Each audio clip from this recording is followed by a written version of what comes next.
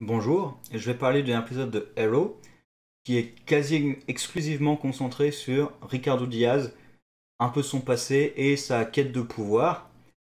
Il y a quelques miettes de Oliver et Star City avec Felicity et Terrific qui travaillent ensemble et du coup elle lui dit un peu ce qui s'est passé. Ça fait un peu récapitulatif aussi des embrouilles qu'il y a avec l'équipe puisqu'elle lui dit voilà Deagle qui s'est barré, Oliver qui m'a viré également pour retrouver la pureté de son combat, un PD.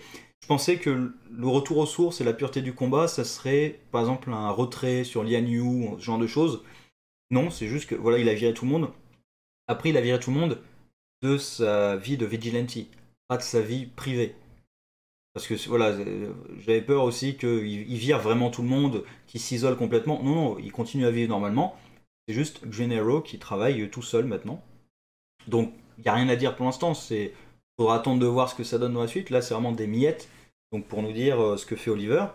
Sinon, donc, l'épisode principalement, c'est Ricardo Diaz, aidé de Laurel, qui veut absolument une place à une table du syndicat du crime. Alors pour moi, le premier problème, c'est qu'on ne sait pas du tout qui est syndicat du crime. On ne sait pas du tout quelle est leur zone d'influence, ni leur pouvoir. Parce que Ricardo Diaz, qu'on le veuille ou non, c'est mon cas, il a réussi à contrôler tout Star City. J'y crois pas une seconde, mais voilà, il a réussi à contrôler tout Star City. Est-ce qu'il est plus puissant que ce syndicat de crime ou moins? Là, comme il veut une table, une chaise à leur table, ça sous-entend qu'il est moins puissant qu'eux, moins influent. Donc leur influence c'est quoi? Parce qu'eux ils sont un Bloodhaven. Alors est-ce qu'ils contrôlent que la ville? Est-ce que leur zone d'influence c'est plus grand? Est-ce que c'est juste qu'ils se réunissent à Bloodhaven ou que leur zone d'influence est plus importante? Donc ouais, c'est pas très voilà, ça c'est pas très clair dès le début, on sait pas exactement parce que lui il dit ah une fois que je serai à cette table j'aurai un empire, mais on sait pas exactement leur influence à eux non plus. Donc bon, ils cherchent, j'ai l'impression d'ailleurs qu'ils cherchent plus de la reconnaissance que du pouvoir. Et ça donc alors c'est intéressant quand même, le personnage est un peu développé. Donc son développement, pas trop mal. Par contre, ben, pour moi, ça continue, et ce développement le prouve, à ne pas être un méchant d'envergure d'une saison. Même la moitié d'une saison, vu que pour la moitié, c'était Kaiden James qui, pour moi, n'était pas un grand méchant non plus. Et là, qui en plus, Kaiden James, hein, je rappelle, son but c'était de se venger de Oliver, parce qu'il a tué son fils, à cause d'une preuve vidéo truquée. Le mec qui est expert en informatique s'est pas rendu compte que la preuve vidéo était truquée. Pas Ricardo Diaz d'ailleurs. Ricardo Diaz qui apparemment est super bon en informatique vu qu'il a truqué la vidéo sans que Kaiden James s'en rende compte. Donc voilà, Kaiden James c'est un abruti. Et maintenant Ricardo Diaz, ben, c'est un tocard. D'ailleurs l'épisode le démontre encore puisque on apprend que quand il était gamin il se faisait martyriser par un autre gosse. Alors c'est quand même assez violent vu qu'il lui a brûlé la peau donc il a encore des marques aujourd'hui. Mais bon, voilà, ils étaient gamins quand même. Ils se faisaient martyriser comme ça. Et il est encore accroché là-dessus. Depuis toutes ces années, il est accroché là-dessus, obsédé par ça. Même son dragon, apparemment, ça vient de ça. Donc, au point d'ailleurs, même Jesse, quand il le retrouve à la fin, lui, il avait complètement oublié cette histoire. Et Jesse, voilà, il mène une vie, c'est minable au final. Voilà, c'est pas un mec d'envergure ou quoi que ce soit. C'est un pauvre type dans une petite baraque avec certainement un petit boulot qui gagne pas une fortune. Et lui, Diaz, il est encore sur il faut me venger, il faut me venger, mais oh. Voilà, il est encore obsédé par ces trucs de gamin et j'ai l'impression que c'est vraiment le personnage qui cherche à montrer qu'il a de l'envergure, que c'est quelqu'un. Voilà, parce qu'il n'arrête pas de dire, en parlant de Jesse, là, ah, j'étais un loser à cette époque. Il y a même le rôle qui est en train de lui dire que, mais non, voilà, enfin, regarde où t'en es arrivé. Et lui, il est encore obsédé sur ces trucs de gamin, alors que, bah, même si c'est un criminel, on va dire qu'il a réussi. En tant que criminel, en tout cas, il a réussi. Il est encore obsédé par ces trucs de gamin, comme ça. Même si, oui, apparemment c'était un peu violent. D'ailleurs, je pense, mais plus généralement sur tout l'épisode, d'ailleurs, je pense qu'ils osent pas aller trop loin dans la violence.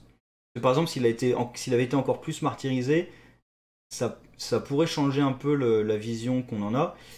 Et il y a un autre point, je vais revenir sur la violence avec le rôle, justement, qui, je pense, pose problème.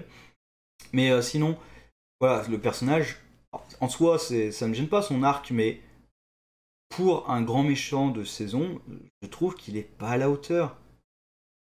C'est juste un gamin qui a été martyrisé, qui veut se venger de Jesse, qui veut le pouvoir et la reconnaissance. J'ai l'impression beaucoup plus la reconnaissance que le pouvoir.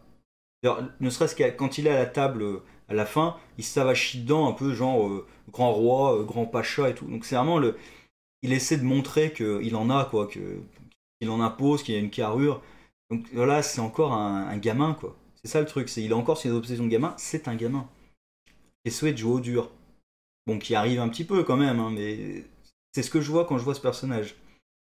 Et donc je parlais de la violence, oui, ils essaient de travailler dans cet épisode avec le rôle, le côté violent de Diaz qui la répugne.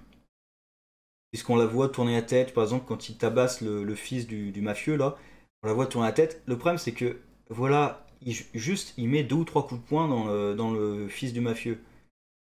Alors oui, c'est violent, mais au point qu'elle tourne la tête. Elle passe l'épisode, avec lui d'ailleurs, à tuer plein de gens. Et à la fin, il y a même une des tables qui empale un des mecs. Donc voilà, elle tue des gens, pas forcément de façon très sympathique non plus. Et là, elle tourne la tête parce qu'il met 2 ou 3 coups de poing.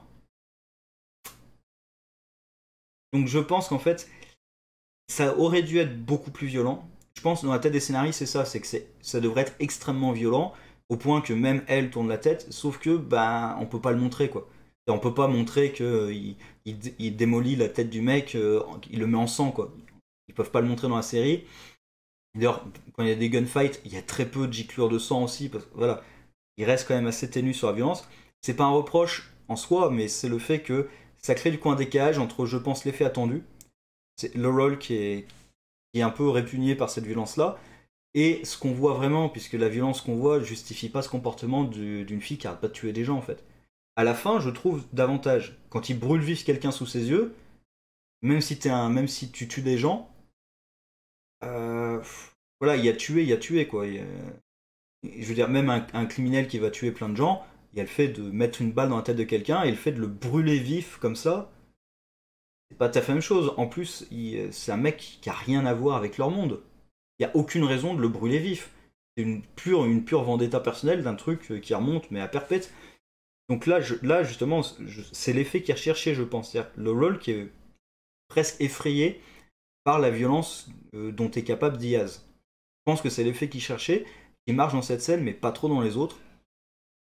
Et du coup, ça me rassure un peu sur ce personnage, que j'ai l'impression qu'il tout l'arc de rédemption avec Lens, qui essayait de la pousser vers l'héroïsme, et même elle qui était un petit peu inspirée par moments, j'avais l'impression qu'ils étaient revenus dessus complètement, ils avaient tiré un grand trait, et hop, elle redevient criminelle de base.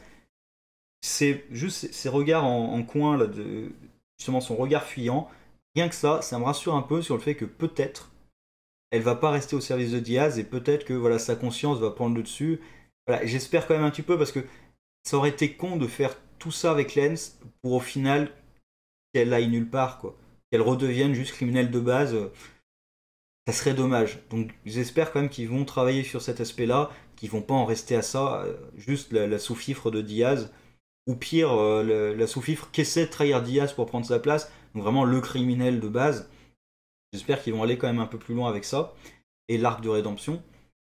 Sinon, l'épisode en soi, c'était plutôt sympa, parce que ça change quand même, justement, après toutes les embrouilles avec l'équipe et tout, ça change un peu de voir d'autres personnages, en l'occurrence le méchant.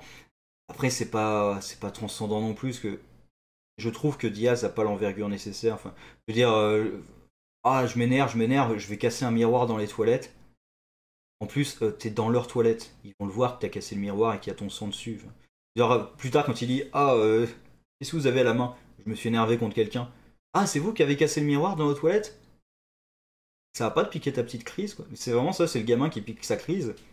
Si vraiment t'es un criminel de grande envergure, tu sais te contrôler un minimum quand même. Et il y a plein de trucs bizarres par contre, mais c'est de façon générale dans la série. Là, par exemple, la police. Que fait la police? Je veux dire, il y a une fusillade dans un nightclub, il reste sur place pour torturer le fils du mafieux, la police n'arrive pas. Il y a une fusillade dans le nightclub, ça s'est entendu, il y a des gens qui sont enfuis en courant. Les flics, ils font quoi exactement? Même admettons que les flics soient dans la main des criminels, le père, il envoie pas ses hommes pour s'en occuper? Ils sont deux. Et même d'ailleurs, j'adore quand ils arrivent dans le nightclub. Ah, j'ai entendu vos hommes arriver. Ah, mais vous savez pas de quoi elle est capable. Non mais tu t'en fous, enfin elle balance ses clés les mecs à droite ils tirent, c'est réglé. Parce qu'elle balance ses clés vers les mecs qui sont derrière elle. Bah, les mecs qui sont à droite ils tirent et c'est réglé quoi. Parce qu'il y a Diaz qui leur fonce dessus. Bon après j'accepte, hein, ça me dérange pas, ça me fait sourire.